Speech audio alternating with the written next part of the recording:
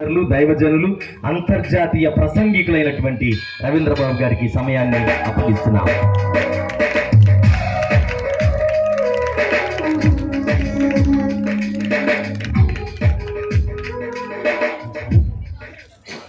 సమయమిచ్చిన త్రేకదేవుని కొందనాలు.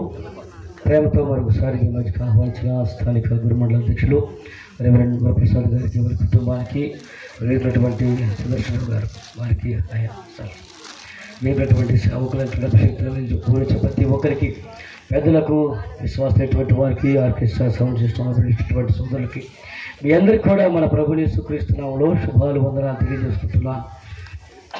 దేవుడి యొక్క మహాకృప చేత జనవరి 1వ తారీఖు నుంచి ఈ రోజు మధ్యాహ్నం వరకు, మధ్యాహ్నం గరికపాడులో మీటింగు 136 సభల్లో సువార్త వాక్యం చెప్పాం. జనవరి 1వ తారీఖు నుంచి ఇప్పటి వరకు 136 సభలో, ఇది 137వ సభలో దేవుని యొక్క వాక్యాన్ని ప్రకటిస్తూ ఉన్నాం. ఇప్పుడు నువ్వు ఎన్ని సభలు చెబితే మాకు ఎందుకయ్యా అని మనసులో ఉంటుంది. నా వడాయి నాది అది కదా. పడిలేండి, హైదరాబాద్లో 200 రూపాయల బిర్యానీ తీసుకొచ్చినాడే వాడే 100 సార్లు చెబుతున్నాడు ఊరి మధ్యలోకి వచ్చి. కాబట్టి మన దేవుడి మాటలు ప్రకటించదు చెప్పాలి కదా. అయితే ఎందుకు చెప్పానంటే, అన్ని చోట్ల చక్కని స్వరం దేవుడు అనుగ్రహించాడు. కానీ ఒక చోట ఖమ్మం ప్రాంతంలోకి పోయినప్పుడు, అలాగే ప్రకాశం జిల్లా ఖమ్మం ప్రాంతంలో వారు వాటర్ బాటిల్లో మంచినీళ్ళు ఎత్తుకొచ్చి ఇచ్చారు. నేను అది మినరల్ వాటర్ అనుకుని తాగా, అది చూస్తే చెరువు వాటర్. ఆ చెరువు నీళ్ళు ఇచ్చారు. అయ్యా ఏంది మినరల్ లాగా లేవు అంటే, నాన్న అది మినరల్ వాటర్ కాదు, చెరువులో నీళ్ళు అన్నాడు. మరి కాసేపు కాశాన్ని యూస్ కదా నాయన అన్న. ఏం కాదన్నా, మేమందరం తాగుతాం అన్నాడు. సమస్య నీకేం కాదు, ఏమైనా తేడా పోతే తర్వాతలో పోతారు. కాకపోతే అలాగా స్వరం కొద్దిగా తక్కువ వచ్చింది. రాత్రి పొద్దునైతే మోగడం దేవుడి దయ వల్ల. ఇప్పుడు కాస్తన్నా మీకోసం ప్రార్థన చేసి మిరియాలు తాగి ఇలాగున కాస్త లైన్లో పెట్టాను. కాబట్టి మీరు స్వరం ఏంటి అబ్బాయిగా ఎట్లా ఉందని ఏమి ఫీల్ అవ్వకుండా నా స్వరం పక్కన పెట్టి పరలోకం ఉన్న దేవుని స్వరం వినటానికి అందరూ సిద్ధవస్తులు ఈ గట్టిగా చప్పట్లు కొట్టి దేవుని కనపరచండి. దేవునికి స్తోత్రం. మంచిది. ఎంతోమంది దేవుని యొక్క సన్నిధానంలో కూడి వచ్చారు. చాలా గొప్ప ఘనంగా ఈ కార్యక్రమాన్ని చూస్తున్నారు. ఇంతవరకు చక్కగా నడిపించేటువంటి సేవకులు ఉంటున్నారు. ఈ చివరి ఆఖరి దినము దేవుడి మహిమకరంగా ఈ సభ జరిగించినట్లుగా తడువు చేయకుండా దేవుని యొక్క వాక్య భాగంలోకి వెళ్ళిపోదాం. అందరూ కూడా పరిశుద్ధ గ్రంథంలో నుంచి యెషయా గ్రంథము 5వ అధ్యాయము 14వ వచనమును మూలవాక్యంగా చదువుకుందాము. అమ్మ ఒక్క నిమిషం నాన్న. యెషయా గ్రంథం అంటే మాటల ఆది కాండం ఈటకి అరగంట పట్టుద్ది. అలాంటిది నువ్వు యెషయా గ్రంథం చెబితే ఇప్పుడు నువ్వు అప్పుడు వెళ్ళిపోయి గబక్కున ఆటోలు దొరికాయి. మా వెనక మా బ్యాచ్ మొత్తం ప్రయాణాలు బయలుదేరారు. వారి షేర్ ఆటోలు ఎక్కుతున్నారు. ప్రభు వారి కష్టాలు కడ తీర్చును గాక. అందరు తీశారా తల్లి? తీసిన వాళ్ళు బట్టి దేవుడికి స్తోత్రం. యథావిధిగా తీన వాళ్ళు బట్టి దేవుడికి 2 స్తోత్రాలు, తీపోయినా తీసినట్టు కూర్చున్న వాళ్ళు బట్టి దేవుడికి 3 స్తోత్రాలు. కాబట్టి ఈ రాత్రి అంతా యెషయా గ్రంథం మీద తిరుగుతారు వాళ్ళు. ఇక మనం చదువుకుని ప్రార్థనా పూర్వకంగా ధ్యానం చేద్దాం. చదువుతల్లి. అందుచేతనే పాతాళము గొప్ప ఆశ పెట్టుకుని అపరిమితముగా తన నోరు తెరచుతున్నది. వారిలో గనులు, సామాన్యులు, ఘోష చేయువారు, హర్షించువారు పడిపోవుదురు. దేవుడి మాటలు దీవించునుగాక. వచ్చి వెళ్ళిగా ఎంతమంది సభ ఉన్నారు. ఆమె చెప్తే ఎట్లుండో చెప్పండి. ఇవ్వా నాకు మైక్ ఎందుకు ఇచ్చారు? నాకు మైక్ ఎందుకు ఇచ్చారంటే, నేను చెబితే మీ అందరికి వినపడాలి కాబట్టి నాకు మైక్ ఇచ్చారు. మీ అందరికి ఎందుకు మైక్ లేదు? మీరు అందరు కలిపి ఆమె చెబితే మైక్ అంటే పెద్ద సౌండ్ వచ్చిందని. ఇప్పుడు చెప్పండి ఆమెనని. లాస్ట్ బెంచ్ గట్టిగా దేవుని స్తోత్రం. అందరూ కూడా ప్రార్థన చేసుకున్నాం. ప్రార్థన పూర్వక సిద్ధపడండి. పనిలో కొన్నటువంటి దేవుడి యొక్క అభిషేకం ఇంతవరకు 2 దినములు మనతో నడిపించిన దేవుడు ఈ 3వ దినము కూడా పాటలలోను ప్రార్థనలోను ఈ సమస్త దేవుడి సేవకులు మాట్లాడే ప్రతి మాటలో మనకు బలపరిచినట్లుగా మరొకసారి ప్రభువా నాతో మాట్లాడమని అందరూ కూడా నోరు తెచ్చి ప్రార్థన చేద్దాం. మహోన్నతమైన మా గొప్ప తండ్రి, మీ ఘనమైన పరిశుద్ధ నామానికి వందనాలు, స్తుతులు, స్తోత్రాలు. మా ప్రభువు యేసుక్రీస్తు నామములో చెల్లిస్తున్నాము నాయన. పరిశుద్ధాత్మ ప్రేరణతో నా తండ్రి, మీ దాసులు మీరు ప్రేరేపించిన తండ్రి సమస్త కోరికలను సమకూర్చి జరిగిస్తున్నందుకు మీకు వందనాలు. ఎంతవరకు ప్రతి కోరిక మీకు భయంకరంగా మార్చుతున్నారు బాబు. ఇదిగో ఈ రాత్రి కాలం అయినా చివరి దినము కూడా ఇంతవరకు పాటలలోను ప్రార్థనలోను ఆరాధన క్రమంలోనూ నీ దాసు నోటి మాటల ద్వారా మహిమపరచబడ్డారయ్యా. అకాల మంది పుట్టిన నాకు ఈ సువార్తను ప్రకటించే భాగ్యం అనుగ్రహించేందుకు శిరస్సు వంచి నీ పాదాలు తాకుతున్నానయ్యా. అపవిత్రమైన పెదవులు కలిగిన వాడును, ప్రాణత్వ శరీరములు మలిన పట్టిన వాడిని, కలువరి శిలులోని కుమారుడు మా ప్రభువు యేసుక్రీస్తు చిందించిన రక్తములు నన్ను మరొకసారి కడగమని ప్రార్థన చేస్తున్నాను. మీ మాట ప్రభా నీ బిడ్డలకు అర్థమయ్యే రీతిలో, అర్థమయ్యే భాషలో, అర్థమయ్యే భావాలతో తెచ్చండి. ఈ వాక్యం ద్వారా ప్రజలకు దగ్గర ఇవ్వండి. అంటే వాక్యం ద్వారా నీ ప్రజలు మీరు దగ్గర చేసుకుని మహిమ మీరు పొందుకొనొచ్చు. ఆశీర్వాదం అందరికీ దయచేయమని యేసయ్య పరిశుద్ధ నామమున అడుగుతున్నాను మా పరలోకపు తండ్రి, ఆమేన్. నాకంటే గొంతుపోయింది. దేవుడు మీకు పెద్ద స్వరం ఇచ్చాడుగా, చెప్పండి సంతోషంగా.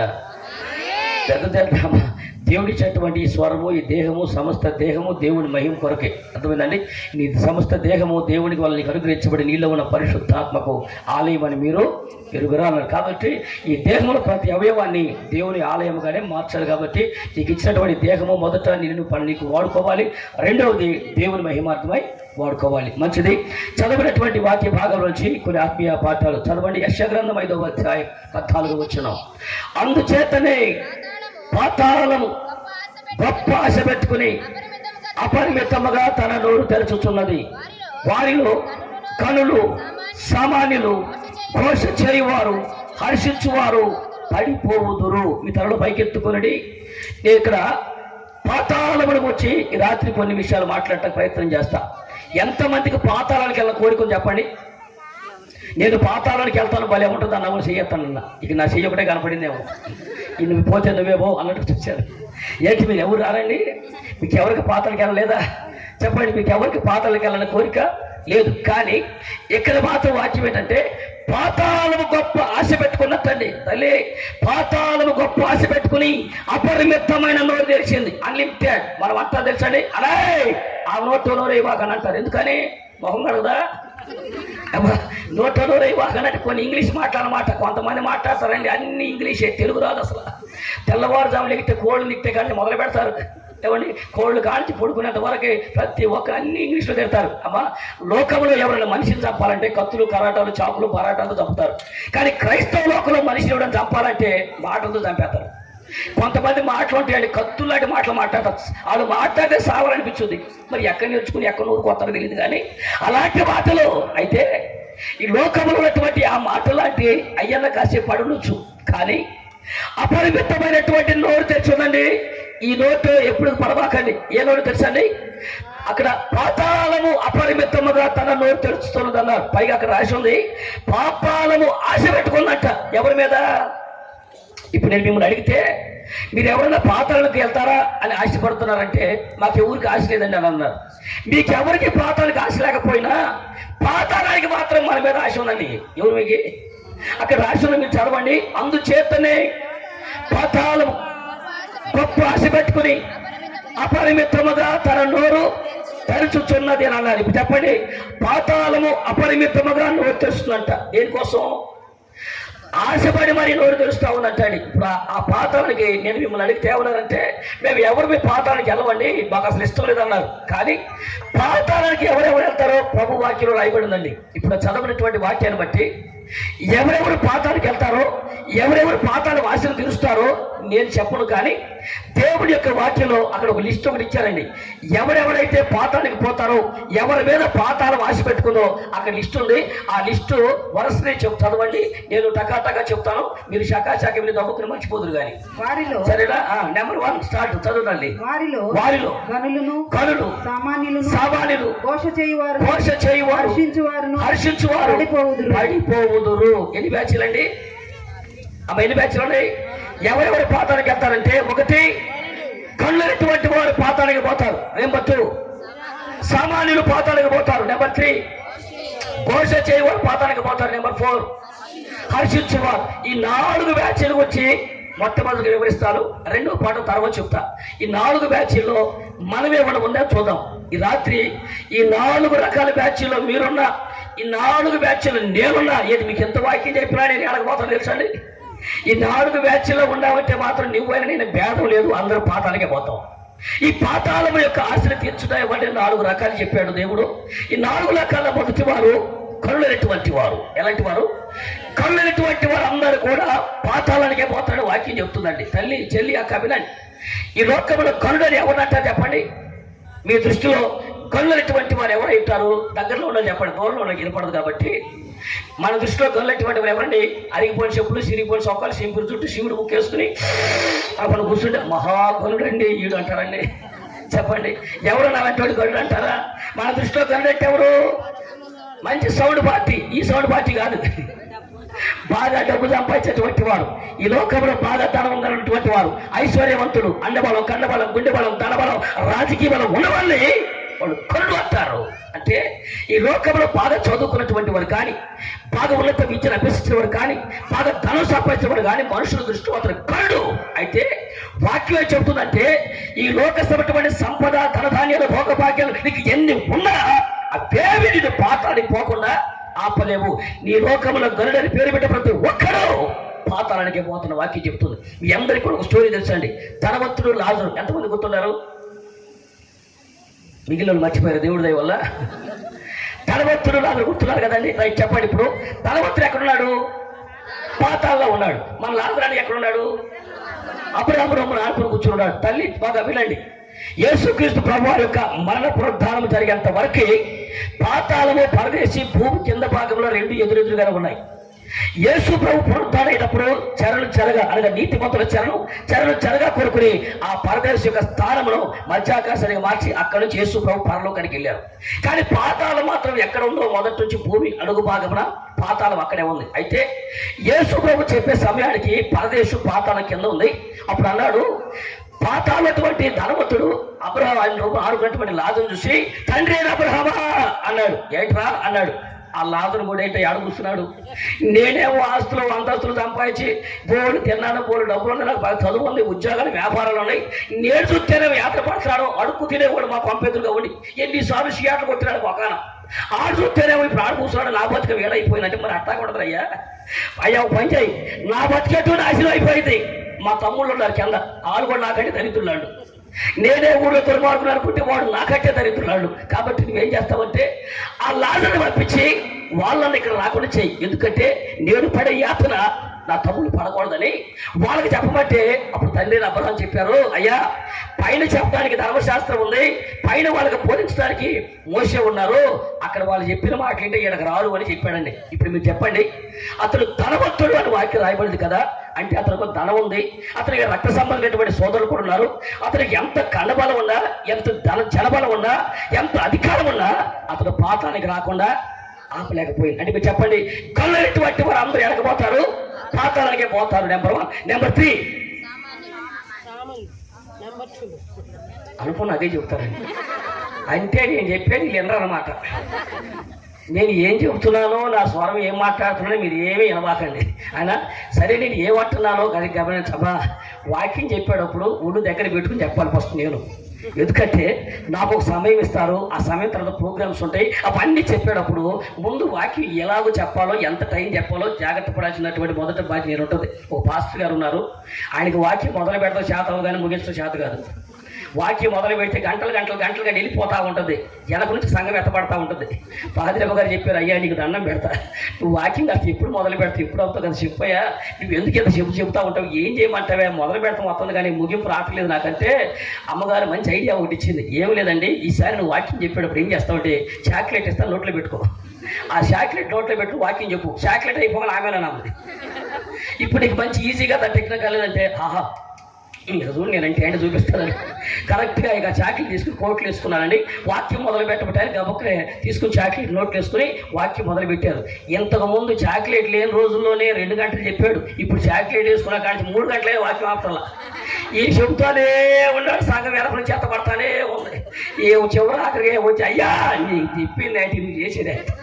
ఒక పక్క నేను ఐడియా ఇచ్చా కదండి, ఏంటి ఐడియా ఇచ్చేది, చాక్లెట్ అవ్వట్లేదని చెప్పి నోటు తీసి బయటేసాడు. తేరదుతుంది కోటు గుండి, అర్థమైందండి. కోటు ఊడిపోయిన కోటు గుండి నోట్లు వేసుకున్నాడు. అది ఏమో చాక్లెట్, అది అయ్యిందా పోడా, అది అది ఎంతసేపు ఇచ్చినా అవటం లేదు, ఇదే వాక్యం అవటం లేదు. అమ్మ ఏమి నోట్ వేసుకున్నారో కూడా తెలియకుండా చెబుతుండే నేను. అట్లా వాక్యం చెప్పేటప్పుడు నేను ఉండి దగ్గర పెట్టుకుని చెప్పాలి, ఫస్ట్ పాయింట్. రెండోది, ఏ వాక్యం చెబుతున్నారో మీరు శ్రద్ధగా వినాలిగా. నేను నెంబర్ ఏమిస్తున్నానో, ఏం చెప్తున్నానో వెంక చూడుకోకుండా నేను ఏది చెబితే అది మీరు గ్రహించుకోని ఎట్లా చెప్పండి. వాక్యం విశ్వాసులు కూడా ఏ వాక్యం దేవుడు ఇప్పుడు నాతో మాట్లాడతాడు, ఈ వాక్యంతో నాకు ప్రయోజనం ఏమిటి, ఎంత కష్టపడి దూర ప్రాంతంలో అర్ధరాత్రి పూట మా సంఘంతో మనందరూ చాలా మంది ఇక్కడ వేరే ప్రాంతం వచ్చారు. ఈరోజు ఈ వాక్యం ద్వారా నేనేమి సంపాదించుకుని వెళ్ళాలి, ఈ వాక్యం ద్వారా నేనేం బాగుపడాలని శ్రద్ధగా వాక్యం జాగ్రత్తగా చెప్పేవాడిని నేను జాగ్రత్తగా చెప్పాలి, వినేవాళ్ళు కూడా ప్రవచనం చెప్పేటువంటి పాస్టర్ గారు ఉన్నారండి. ఆయన అచ్చంగా ఓన్లీ ప్రవచనాలు చెప్తారు పాస్టర్ గారు. ఆయన దగ్గర చెప్పించుకోవడానికి విశ్వాసమైనటువంటి వచ్చారు. ప్రార్థన చేస్తున్నారు, అయ్యా ఇదిగో నీకు జూలై నెలలో బ్రహ్మాండమైన సంబంధం అవుతుంది, మీ అబ్బాయికి లక్షల అవుతాయి ఫోన్ అన్నారు. ప్రభు దేవుడు ఉన్నవాడు చూసేవాడు, చూసి చూడడం కూడా పోయాడు. ఇంకొక ఆమె వచ్చింది, అయ్యా నాకు చెప్పు అన్నారు. ప్రభు నీకు సూపర్గా మొత్తానికి ఆగస్టు నెలలో బ్రహ్మాండమైన డూప్లెక్స్కి ఎత్తున్నా. అయ్యో మామూలు ఆయన అనుకుంటూ పోయింది. ఇంకొకడు వచ్చాడు, ఎవరు కాలు పెట్ట, ప్రభు అయ్యా నీకైతే మాత్రం దేవుడు కృప కొరకు కనిపెట్టుకోమని చెప్పాడు అన్నాడు. ఇక అనగానే మనోడు వెళ్ళి ప్రార్థన చేస్తున్నాడు 20 లేకుండా ప్రార్థన చేస్తున్నాడు. ఎందుకంటే మరి కృప కొరకు కనిపెట్టుకోమన్నాడుగా. 3 నెలలు కనిపెట్టుకుని 3 నెలల తర్వాత ప్రార్థన ఆపేసాడు. పాస్టర్ గారు అన్నాడు, ఎరా ప్రార్థన చేసి పనికెట్టుకోరా అంటే నువ్వు ఆపేసేవాడంటే ఇంకెందుకంటే కృప పెళ్ళి అయిపోయింది అంటాడు వీడు. అందుకు వీడు దేనికోసం వచ్చాడు? కృపకి నాకు పెళ్ళి అయితే అనుకున్నాం. వీడు వచ్చాడు. ఆయన ఏం చెప్పాడు? దేవుడు కృప కొరకు కనిపెట్టుకోమని ఏం చెప్తే ఈ కృప కొరకు కనిపెట్టుకోమన్నాడు. ఏమనుకుని 3 నెలలు అయిపోయింది, పెళ్ళి అయిపోయింది, ఇంకెందుకని కనిపెట్టుకోవడం అన్నాడు. అంటే ఏం చెబుతారో మనకు అన్నీ ఈసారి అలాగా. ఇప్పుడు చెప్పండి నెంబర్ 3. నెంబర్ 3 ఏంటండి? కోస చేయువారు. ఎందుకు నెంబర్ 2 వదిలేశారో చివరిలో చెప్తానండి. నెంబర్ 2 కోస చేయువారు అని అడగబోతారు. కోస చేయువారందరూ కూడా పాతాళానికే పోతారంట. కోస చేసేవాడు 7 కొట్టు మొహాలు. అర్థమైందండి? ఎప్పుడు తెల్లవారు లేచిన కానీ ఏడవటమే తల్లి. ఒళ్ళు నొప్పి, కంటి నొప్పి, పంట నొప్పి ఏడ్చే బ్యాచ్ కాదండి. ఊరోళ్ళకి పడి ఏడుతారు చూసారా? ఆడికి ఉద్యోగం వచ్చిందో, ఈడి సెక్రటరీ పోస్ట్ వచ్చిందో, ఊరోళ్ళకి పడి ఏడవటమే. తమ దేవుడు వాక్యం చెప్తుంది, కోస చేయవాడు. మనకి లారీలు ఎనక రాసి తెలుసా? నరఘోషకు నమస్కారం ఏంటంట. వాడు ముందే కనిపెడతాడు. ఏమని ఆటో వెనక రాసి పెట్టాడు, ఏమని నరఘోషకు ఒక నమస్కారం అని రాసి పెట్టారు. కొన్ని ఆటోలు వెనక రాస్తారు, ఒరే ఏడో బాకరా అప్పు చేసుకున్నాను. ఎక్కడ రాస్తారు? ఈ ఆటో వెనక రాస్తారన్నమాట. మేము కూడా కారు వెనక రాసుకుంటారు కానీ మాకు పని ఏడో బాకంటారు బాబు అని. లేకపోతే అక్కడ కొరేటి పొరలు వాక్యం చెబుతా ఉంటే వాక్యం అయిపోయిన ఒక ఆయన వచ్చాడు, రే పాస్టర్ గారు చూసావా బాగా గుడ్డు మోసని పట్టపించాడు అన్నాడు. వీడు పెట్టాడు. మరి నేనంట గొడ్డు మోసని పొట్ట పెంచారంట. ఏరా నీ సొమ్మిని పెట్టేవేంటరా? ఏదన్నా మీరు ఒక మొదలు పెట్టి మీరు అంటే పడతా అడ్డగోళ్ళకి 10 అంటే పడతాం చెప్పండి. కొడితే 32 రూపాయలు రాలిపోవాలి అడిగి. ఒరే నేను తెలిసి అయిపోతా కన్నాడు. ఏంటి అన్నాడు. నేనేమన్నాను అంటున్నాడు. నేను మోసం తిరిగి పొట్టలు పెంచావా? ఒరే దేశాల మీద పడి కోట్లు దోషిస్తే వాళ్ళందరూ దేశాలు దాటిపోతుంది. వాళ్ళందరూ వదిలిపెట్టి మా మీద పెడతారు. ఏదో ఒక్కదేగా సరిగ్గా సంఘ పెద్ద కానుక పట్టడం చూడండి వెనకాల చెట్టెట్టెట్టెట్టు వస్తున్నాడు. మీరు వేసిన చిల్లర మొయ్యలేక. ఇప్పుడు కూడా చిల్లరేసే మహానుభావులు ఉన్నారు. ఈ చిల్లర మొయ్యలకి ఎట్టెట్టెట్టెట్టు వస్తుంటే మీరే పాస్టర్గా తిన్నాడు మా ఊరు చెప్పి ఎట్టున్నాడు. ఇప్పుడు రవీంద్ర అన్నంత అయ్యాడు. ఎవరు పడి ఏడ్చాడు. అప్పుడు ఏడుపు కొట్టు మొహాలన్నీ చూడండి. ఏడ్చేట్టు ఘోష చేయవు అందరి మీద పాతాలు ఆశ పెట్టుకోండి. గుర్తుపెట్టుకోండి, ఏదైనా ఒంట్లో బాగపోతే ఏడబడి పర్వాలా, కానీ ఊరోళ్ళకి కూడా ఏడ్చారనుకోండి ఏడు కొట్టు మొక్కలన్నీ కూడా ఎవడన్నా కొత్తగా ఇల్లు కట్టుకోవాలి. సిమెంట్ పడిపోయి గొప్ప నాశనం అయిపోతుంది. ఎవరు సిమెంట్ పడితే గొప్ప నాశనం అయితే ఇల్లు కట్టే నువ్వు ఓర్చుకోలేవు. ఏడుకొస్తే పరిస్థితులు చెప్పు ఎదురు బాని కలిగా ఎదుటోడికి పడి ఏడ్చేవాడు, ఎదుటోడు బాబు చూసి ఓర్చుకోలేని వాడు, ఏడుపు కొట్టు ఘోష చేయ ప్రతి వాడు తలడిగే పోతాడు. వాక్యం చెప్తుంది. మా సొంత ప్రాంతం వేమవరం అండి.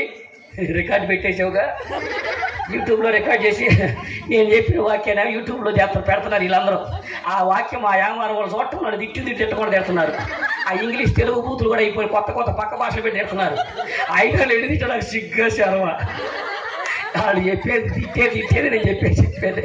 అమ్మా మా ఊర్లో ఒక రోజున ఉత్తరం వచ్చిందండి. అమ్మా ఉత్తరం వస్తే ఆ ఉత్తరం అడ్రస్ కామా అయినప్పుడు స్వర్ణలత అనేటువంటి పేరుతో ఉత్తరం వచ్చింది. అయితే మొత్తం అయినప్పుడు అని బ్యాచ్ మా ఊరు మాత్రం 10 ఇళ్ళే ఉంటాయండి. పల్లి మాత్రం 110 ఇళ్ళు ఉంటాయి. అక్కడికి వెళ్ళి ఇల్లు 10 ఇళ్ళే ఉంటాయి. అక్కడికి వెళ్ళి అడ్రస్ అడిగితే మాకు తెలియదు ఫోన్ చెప్పారండి. అర్థం కాదు. ఎందుకంటే జనరల్గా నిక్ నేములు పెట్టుకుంటారు. ఒరిజినల్ పేర్లు ఎన్ని ఉన్నా కానీ నిక్ నేములు పెడతా ఉంటారు. లల్లి, మున్ని, పప్పి, డాంకి పేర్లు పెడతారు కదా. నాకు కూడా పెట్టే ఉంటారు పేరు. నాకు అబద్ధం ఆడుకొని చెప్పండి ఏం పేరు పెట్టారు? ఏదో పేరు పెట్టకపోతే నిద్ర పట్టదు. కొంతమంది ఊర్లో పెళ్లి కొడుకు రావటం వాళ్ళు అక్క ఈడని పేరు గుర్తు ఈడికి పెళ్ళి అంటే అక్క అసలు ఆడి సరిగా ఊరు నుంచి కూడా వాలేరు. ఎవడన్నా రావటం వాళ్ళు ఏదో ఒక పేరు పెట్టకపోతే నిద్రపోదన్నమాట. అసలు వాళ్ళ పేరు పెట్టబడి అసలు ఒకరు దీనికోసం కొడతారు ఊరు మొత్తంలో. పాస్టర్ గారు వచ్చి ఎత్తోడు పాస్ కొడితే కాడోడు అంటారు, ఎత్తుతో కొడితే పొట్టోడు అంటారు, లావుగుంటే బండోడు అంటారు, సన్నగుంటే బక్కోడు అంటారు, ఎర్రగుంటే పండోడు అంటారు, నల్లగుంటే కర్రోడు అంటారు. ఎట్లుంటే మనిషి అంటారు? ఎట్లున్నా మనిషి అలా ఏదో ఒక పేరు పెట్టి నిద్రే పట్టేది. ఏళ్ళ మొఖాలే ఉడదెప్పకుండా ఉడత మొఖాలాగా ఉంటాయి. మళ్ళీ ఇంకోటి పేరు పెట్ట ఈ సక్రంలో అయినట్టుగా పోలేదు పెడితే పెట్టారు నాకు కూడా ఇది పెట్టి ఉంటారు వస్తున్నారా కొత్తగా దొల్లుకుంటూ వస్తారు గుర్తించాలరా అంటారు. మీరు అనక నన్ను ఎవరు అంటారు అలాంటిది పేర్లు పెట్టడం వచ్చింది నష్టాన్ని గురించి చెబుతున్నా. పేర్లు పెట్టడం వల్ల మీరు సరదాగా అనుకుంటా ఉంటారు కానీ ఏమో వేషం తండ్రి కానీ ఆ పేరు వల్ల ప్రమాదం పొంచి ఉంది. అందుకని చెప్తున్నా. ఇప్పుడు అసలు పేరు వదిలిపెట్టి అసలు పేరు ఏంటంటే ఆ పేరు కలిగినటువంటి వారు ఎవరు కూడా అడ్రస్ ఎవరు చెప్పలేదు. అడ్రస్ చేయకపోతే పోస్ట్ మ్యాన్ వెళ్తా ఉండాలి. నేను అక్కడ బావి దగ్గర నుంచి మా క్లాస్మేట్ అతను వెంకటేశ్వరం అన్నాను, అరే ఎవరికైనా ఊర్లో మనీ ఆర్డర్ అయితే ఎవరో నాకు అన్న మనీ ఆర్డర్ అన్నది కదా అన్న మీ ఊరు ఉత్తరం వచ్చింది ఎవరు అడ్రస్ అయితే తెలియదు అన్నారని చెప్పాడు. అవునా ఐటీ చూద్దామని తీసుకుంటే ఆయన పొడి స్వర్ణలత వేమవారం బట్టిపల్లి మండలం సూర్యపల్లి పోస్ట్ 522-256 మంది కాబట్టి సరే మేము కనుక్కొనిస్తామని ఎవరికో ఉత్తరం వచ్చింది అనుకుంటా అని చెప్పి నా చేతిలో పెట్టుకున్నానండి. అడిగిద్దామని 10 నిమిషాలు ఆలోచించావు. ఆ అమ్మాయి ఎవరు కనిపెట్టాము ఆయన పొడి రామయ్య వాళ్ళ భార్య అమ్మాయి కాబట్టి ఆ అమ్మాయిని బుజ్జి అనేటువంటి పేరే అందరు పెళ్లి కార్డులోనే స్వర్ణలత. ఇక అక్కడి నుంచి ఆ అమ్మాయి అందరూ బుజ్జి అని పిలవటం వల్ల పేరే మర్చిపోయారు అందరూ కూడా.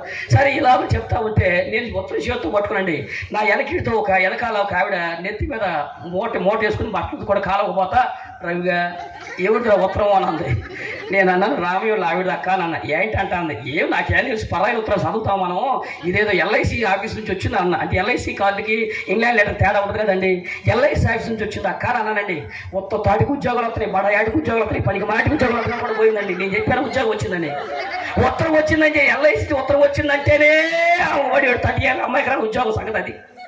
ఊరోళ్ళకు ఉద్యోగం వచ్చిందంటే ఉపవాసం పెట్టి మరి ఏడుతున్నావు నీకు దండం పెడతాదంటే అమ్మా మరి ఎక్కడొచ్చిన ప్రభా నా వాళ్ళందరూ ఆశీర్వదించయ్యా మా అక్కని ఆశీర్వదించయ్యా పెద్దమ్మని ఆశీర్వదించయ్యా ఊరోళ్ళందరూ ఆశీర్వదించయ్యా మేనత్తను వదిలించడమే అందరినీ ఆశీర్వదించి చెప్పాం. తీరా వాళ్ళకి ఏదైనా ఉద్యోగం అయితే ఆగబడి ఏడుతూ ఉంటాం. అమ్మ ఇది ఎంత పదే ఊరోళ్ళందరికీ ఆమె పిల్లకి రాలేదని ఊరోళ్ళకి ఉద్యోగం వచ్చిందని ఎంత ఏడుస్తుంటే అద్భుతమైన విషయం చెప్తాను నోట్ చేసుకోండి. ఏమో ఇటు వెళ్ళి కాలువకి 5 నిమిషాలు కూడా గడవకముందే ఊళ్ళో నుంచి ఇంకొక ఆమె వచ్చేసింది. అరే రైగా ఏంటి బుజ్జిదానికి ఉద్యోగం రాటి వెంటనే అంటుంది. ఏదో పెద్ద ఘోరమైన పాపం జరిగిపోయినట్టుగా.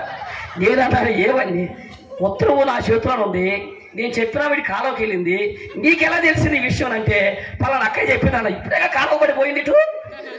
అమ్మా మనకి ఏదన్నా ఒక విషయం కడుపులో పడిందంటే కొంపకు చిచ్చు పెట్టి నాకు నిద్ర పట్టదుగా బండలన్నీ కానీ ఉన్న బట్టలు పెట్టి ఊరి మీద పడిపోయింది. ఇది మంచి అంతా చెడ్డ అంతా మనం చెప్పొచ్చా చెప్పకూడదా ఈ విషయం చెబితే ఉంటే ఎదుటి వాళ్ళ జీవితాలు ఏమైపోతాయి ఒకవేళ ఏదైనా చెడై ఉంటే వాళ్ళ బ్రతుకులు ఏమైపోతాయి కానీ ఇంగిత కాలం ఉండదండి. విషయం తెలిసింది కాబట్టి ప్రెషర్ కుక్కలో పడ్డ పప్పులాగా ఉడికిపోతా ఉంటే ఆ ప్రెషర్ కుక్క మీద మూత దిగిపోతే విజిల్ లేకపోతే బద్దలైపోయి చచ్చేటట్టుంటారేమో. కాస్త ఏదైనా విషయం తెలిసినప్పుడు తల్లిగా లోకుల సంగతి నేను చెప్పను ఆత్మ సంబంధం మీకు చెప్తా. ఏదైనా ఒక విషయం మనకు తెలిసినప్పుడు మంచి ఏదో చెడు ఏదో దాని గురించి పరిపూర్ణమైన అవగాహన వచ్చిన తర్వాతే ఇంకోరు పాస్ చేయండి. నోరు వందగాలని చెప్పి ఎవరి మీద పడితే దాని మీద ఏ మాట పడితే ఆ మాట పోనీ కనీసం 5 నిమిషాలకు పట్టలేదు ఊరందరికీ ఆ ఉద్యోగం ఆట పెట్టు ఆ ఉద్యోగం ఆట పట్టింది. ఇక కూటమి పెడితే మొట్టమొదటి బ్యాచ్ ఎదురు అని చెప్పేసి ఆపదం ఊరోళ్ళకి నిద్రపోవాలి ఏడుకోతే ఎదురు పడి ఎడుతావు వెళ్తా అబ్బా ఊరోళ్ళకి పడి వచ్చాడు కోర్స్ వచ్చాయి ప్రతి పాటు పాతాళానికి పోతున్న వాక్యం చెప్తా ఉంది. కాబట్టి కొసమేరు పెట్టంటే సాయంకాలం పిల్లలు వచ్చిన తర్వాత ఉత్తరం ఇచ్చే అమ్మాయికి ఉత్తరం ఇస్తే అమ్మాయి చదువుకున్నది. నేను అన్నాను ఏంటంటే బుజ్జమ్మ ఏంటరా అంటే ఏమి లేదన్నయ్య 3 సంవత్సరాలు బట్టి ఎల్ఐసి కడతలేదు కట్టమని ఉత్తరం వచ్చిందని అని అంది. అప్పులు పోలా ఆళ్ళు ఏడుతున్నా అలాగబడి నువ్వు ఏడు సరిగా ఘోష చేయవాడు గుర్తుపెట్టుకోండి. ఎదురుడుకు పడి ఏడ్చేటువంటి ప్రతి వాడు పాతాళానికి పోతాను దేవుడు వాక్యం చెప్తుంది. అర్థమైనా అందుచేతనే పాతాళము గొప్ప ఆశ పెట్టుకుని అపరిమితమైన నోటిస్తూ ఉంది కళ్ళు పాతాళానికి పోతున్నారు. ఘోష చేయవారు పాతాళానికి పోతున్నారు. నెంబర్ 4 హర్షించువారు అందరూ కూడా పాతాళానికి పోతారు. హర్షించువారంటే నవ్వుకునే వాళ్ళండి. నవ్వుకునే ప్రతి ఒక్కరు పాతాళానికి పోతాడు. ఇప్పుడు మీకు నవ్వు రావట్లేక నవ్వు వస్తుంది నవ్వుతావా అటు నవ్వలేక నవ్వు ఆపలేక మీరు పడేటువంటి అవస్థ ఎంత అంతగా తల్లిగా నేను చెప్పేది ఈ నవ్వు కాదు. నేను చెప్తానండి దేవుని యొక్క వాక్యంలో మీరు సంతోషంగా ఉంటారు. దేవుడు ఎప్పుడు బాధపడండి. అమ్మా ఒకసారి నేను సువార్త ప్రకటన మొదటి దినాల్లో నేను వాక్యం చెప్తుంటే అయిపోయిన ఒక ఆయన అంటాడు ఎక్కడ నవ్వుతో వాక్యం చెప్పవచ్చు అంటున్నాడు. మరి నేను అనుకుంటే వాక్యం చెప్పాలా ఏడవలసిన కారణం నాకేంటి అయ్యా అరే బాబు నీకు మాట చెప్తేదండి, దేవుని యొక్క వాక్యం ఎలాగో చెప్పాలో ఎవరి బాడీ లాంగ్వేజ్లో వాళ్ళు చెప్తారు. అర్థమైందా? ఎలా చెప్పే కాదు, ఇంకో మాట చెప్తారండి. దేవుడు చేసిన సమస్త జీవరాశుల్లో నవ్వుకునే అవకాశం నరుడికి మాత్రమే ఇచ్చాడు. అర్థమైతే చప్పట్లు కొట్టండి, అర్థంగా నన్ను కొట్టండి, దేవుడి స్తోత్రం చెప్పండి.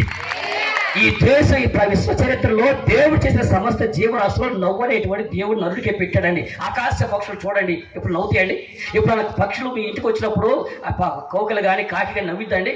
ఏ పక్షికి నవ్వుకుని అవ్వదు. పోనీ జంతువులు నవ్వుతాయండి. అమ్మాయి పశువులు చూశారు, జంతువులు చూశారు.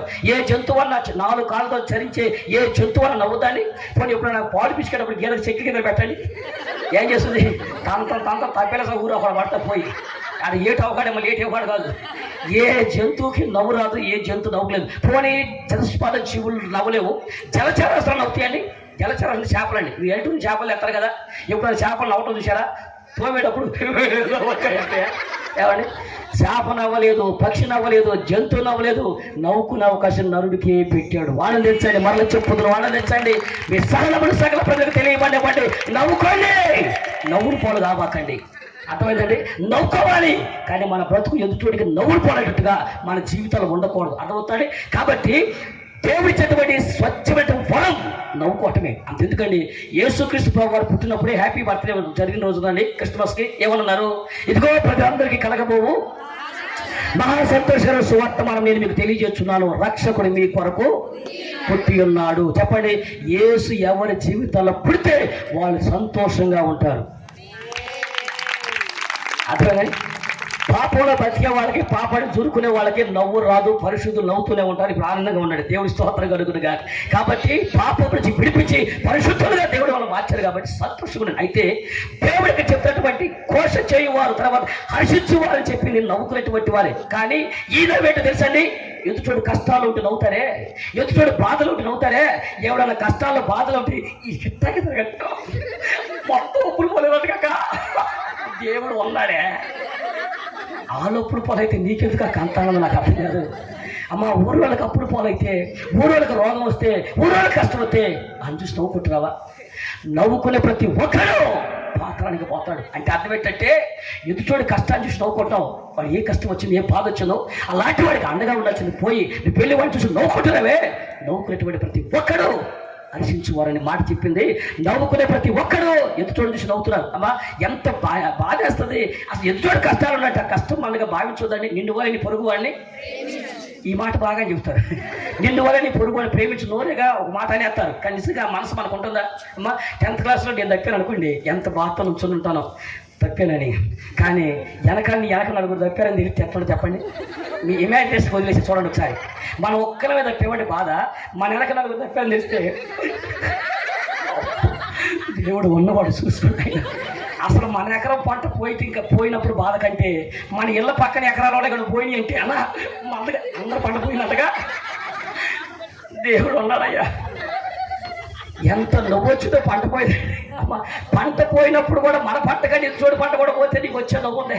సరిగా ఎదుటోడి నుంచి నవ్వుబాకండి, ఎదుటోడి కష్టాలు చూసి నవ్వుబాకండి. మీరు నవ్వుకోండి, కానీ ఒకరి పూర్వకముగా ఇచ్చే నవ్వు మీరు. ఎదుటోడి బాధలు ఉంటే, కష్టాలు ఉంటే వాడిని చూసి నవ్వుకుంటారే. అమ్మా, ఈరోజు ఒక మాట చెప్తాను. మాకు పెళ్ళై దేవుడు చేసినటువంటి కార్యం కోసం ఆగాలని కొంతమంది. దేవుడికి పెళ్ళై 2 సంవత్సరాలు గడకముందే మన కాకినాడలో ఒక సహోదరి ఫోన్ చేసి పాస్టర్ గారని మా అమ్మాయికి ప్రార్థన చేయండి అన్న. ఏంటి మా ప్రాబ్లం అంటే, పిల్లలు లేరండి, వాళ్ళ అత్తగారు వాళ్ళు హెరాస్మెంట్ చేస్తున్నాను. అయ్యో, పిల్లలు లేరండి, చాలా బాధేను, ప్రార్థనలు పెడదాం, దేవుడు సహాయం చేస్తాడమ్మా. పెళ్ళి ఎన్ని సంవత్సరాలు అవుతుందమ్మా అంటే, పోయిన సంవత్సరం ఎండాకాలం అయ్యారు అంటుంది. పోయిన సంవత్సరం ఎండాకాలం పెళ్ళి అయిందంట. ఈ సంవత్సరం ఫిబ్రవరి నెల ఫోన్ చేసి నాకు పిల్లలు లేరు, పిల్లలు నాకు తెరాసి చేస్తుందంట. నేను అన్నాను, అంత తెరాసి చేసి అత్తపోతే పిల్లల తల్లి చేయకపోయిందా అంత ఆగపోతే అంటున్నా. ఏమో దేవుడు చేసే మేలు కోసం ఆగొద్దండి. అంత ఆత్రమే వచ్చిందన్న. దేవుడు చేసే కార్యం ఎదురు చూడకుండా ఇలాగ ఎవరైనా పెళ్ళై పట్టుమని సంవత్సరం కూడా దాటకముందే ఊర్లోకి రావటం భయం కానీ ఎదురుగా నుంచుంటారు ఊళ్ళో. ఏమైనా పూత పడిందా, ఏమైనా కింద పడిందా, ఏమైనా కాయ పడిందని చెట్టు ఒక గాసు తిరగటానికి. ఏమండి, అసలు ఆ పిల్లల మాట అంటే ఎంత గాయపడితో తెలియదండి. నిజంగా చెప్పండి, ఆ మాట ఎందుకు అడుగుతుందో తెలుసండి? తెలియ కాదని. నిజంగా నీళ్ళు వేసుకుని ఫస్ట్ కాపు నీకే చెబుతారుగా. ఎందుకంటే మరి 50 అరిసెలు తెచ్చావుగా, నీకు నువ్వు 50 అరిసెలు తేవాలిగా. నెంబాయి తెచ్చాక కజ్జికాయలు తెచ్చింది కదా, మళ్ళీ తిరిగి మా కజ్జికాయలు మళ్ళీ లెక్క చేసుకుని తేవాలిగా, మా కజ్జికాయలు మాకు రావాలిగా. అందుకని నీకే చెప్తారు కదా. అసలు నీ బాధ తట్టుకోలేకే 18 ఏళ్ళకి పెళ్లి చేస్తున్నాం. మా ఇంట్లో 7 వచ్చిన పిల్లలు ఉంటే ఊరోకి నిద్రపడదు. ఏంటమ్మా చేయవే నీ ఏడుపు తగలయ్యా, నీ ఏడుపు అప్పు చేసి మరి పెళ్లి చేసావు. సరే చేసిందా పిల్లలు పుట్టింది కావుతావా? ఏం లేదా ఇష్టం లేదు, ఏ విషయం చెప్పమంటావా అన్న. వాళ్ళు పిల్లలు పుట్టి అప్పులు పోలైన దాకా నీకు మనశ్శాంతి లేనట్టుంది.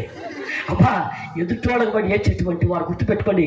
ఎవడైతే బాధలో ఉంటాడో, ఎవడైతే కష్టాలు ఉంటాడో, ఎవడైతే దుఃఖాలు ఉంటాడో వాళ్ళను చూసి నవ్వుకునే ప్రతి ఒక్కడు పాతాళానికి పోతాడు. అప్పగింతల కార్యక్రమం స్టార్ట్. నెంబర్ 1 పాతాళానికి పోయేటువంటి బ్యాచ్. నెంబర్ 1 కళ్ళటువంటి వారు పాతాళానికి పోతున్నారు. నెంబర్ 3 ఘోష చేయవారంటే 7 పొట్టు మొఖాలు పాతాళానికి పోతున్నారు. నెంబర్ 4 హర్షించే వారందరూ అనగా నవ్వుకునే వాళ్ళు పాతాళానికి పోతున్నారని చెప్పారు. ఇప్పుడు ఈ 3 బ్యాచ్లు మన ప్రయత్నం మనం చేసుకుందాం. గనులు మీలో ఎంతమంది గనులలో చేయొద్దండి? వీళ్ళెవరు గనులు కదా? పోనీ నేను ఎదుటోడు కూడా ఏడుతాను వాళ్ళు చేయొద్దండి. నేను ఎదుటోడు కూడా ఏడ్చేవాడు కూడా లేడా? పోనీ ఊరోళ్ళు కష్టపడితే నవ్వుకుంటానో చేయండి. ఫోటో ఎందుకు ఇంకా ఏం ఆశించి ఫోటో పెట్టామన్నా? రోడ్డు బ్లాక్ చేసావు పెద్ద సొంత రోడ్డు లాగా. నేనే ఈ ఊరు దాకా వచ్చి మా చల్లారేడు ఏడు కూర్చున్నాడు. ఈ ఊరు మనవడు ఆయన నెలకు ప్రసాద్ ఏడు దాకా వచ్చి ఎవరు మధ్యలో ఊరు పెట్టారు అనుకుంటాం మేము మన కోటానికి. మాకే అడ్రస్ లేనిపడి మేము వస్తుంటే ఈగురో కోట పెట్టి చూస్తే మన కోటమే. కాబట్టి ఇంత కోటం పెట్టావు ఏం చేయటానికి? అసలు అందరూ కూడా అసలు మొత్తం పరలో కలిపోతారు. మొత్తం పరలో కలిపోతారు. సర్దుకొని కోటం కృతజ్ఞత కోటం పెట్టుకున్నారు. పోనీ చాలా మంచిది, చాలా సంతోషం. మీలో ఎవరు కొన్నటువంటి వారు లేరు, మన సంతోషం. ఎవరు ఎదుటోడు పడి ఏడ్చే వాళ్ళు లేరు, సంతోషం. ఎవరు ఎదుటోడు కష్టపోతే నవ్వుకునే వాళ్ళు లేరు. కాబట్టి ఈ 3 బ్యాచ్లో మనం ఎవరమే లేవు కదా. ఇప్పుడు మనం వదిలేసినటువంటి 2వ బ్యాచ్ చదవండి ఒకసారి. సామాన్యులందరూ పాతాళానికే పోతున్నారు అని అన్నారు. ఇప్పుడు మీరు చెప్పండి, సామాన్యులందరూ పాతాళానికే పోతున్నారు వాక్యం చెప్తుంది కదా. ఇటువంటి మనలో మనం సామాన్యులమా అసామాన్యులమా? మేము అసామాన్యులు అని అంటారా? కాబట్టి మొదటి బ్యాచ్లో లేకపోయినా, 3వ బ్యాచ్లో మనం దొరకపోయినా, 4వ బ్యాచ్లో దొరకపోయినా దేవుడి యొక్క వాక్యంలో రాయబడినటువంటి ఆ 2వ బ్యాచ్ ఎవరైతున్నారో సామాన్యులందరూ పాతాళానికి పోతున్నారు వాక్యం ఉంది. తల్లి, నేను ఒక మాట అడుగుతాను, మీరు అర్థం చేసుకోండి. కళ్ళైనటువంటి వారు వాళ్ళ ఘనతను బట్టి దేవుని లెక్క చేయలేదు కాబట్టి వాళ్ళు పాతాళానికి పోతే అర్థం ఉంది. ఎదుటోడు బట్టి ఏడుస్తున్నారు కాబట్టి ఎదుటోడు బాగుపడతా ఉంటే ఓర్చుకోలేకపోతున్నారు, ఎదుటోడు సంతోషం ఉంటే ఓర్చుకోలేకపోతున్నారు కాబట్టి వాడు పాతాళానికి వెళ్ళడానికి అర్థం ఉంది. వాడు ఎదుటోళ్ళు కష్టాలు ఉంటే నవ్వుకుంటున్నాడు కాబట్టి వాడు పాతాళానికి పోతాడు కదా. మరి సామాన్యులు ఎందుకు ఈ పాతాళానికి పోతున్నారు? సామాన్యులందరూ పాతాళంలోకి పోతున్నారని వాక్యం చెప్తున్నారు కదా. ఎందుకని ప్రభువుని అడుగుదాం. ప్రభువా, సామాన్యులందరూ ఎందుకు పాతాళానికి పోతున్నారు అంటే అక్కడే 11 వచ్చిన ఉంటుంది. మీరు చదవండి ఒకసారి. యెషయా గ్రంథము 5వ అధ్యాయం 11. కావున నా ప్రజలు జ్ఞానము లేకయే చెరపట్టబడిపోతున్నారు. వారిలో కనులైన వారు నిరాహారులుగా ఉన్నారు. సామాన్యులు తప్పిచేత పీడితులగుదురు. అందుచేతనే పాతాళము గొప్ప ఆశ పెట్టుకున్నాను అన్నారు. ఇప్పుడు చెప్పండి, సామాన్యులందరూ ఎందుకు పోతారు పాతాళానికి? ఏమైంది నగరానికి? నోరు మెదపరేంటి? జ్ఞానం లేకపోతున్నారా అంటే మీరు అమ్మాయి చదువుతామంటే మీరు ఎవరు పట్టించుకోవాలన్నమాట.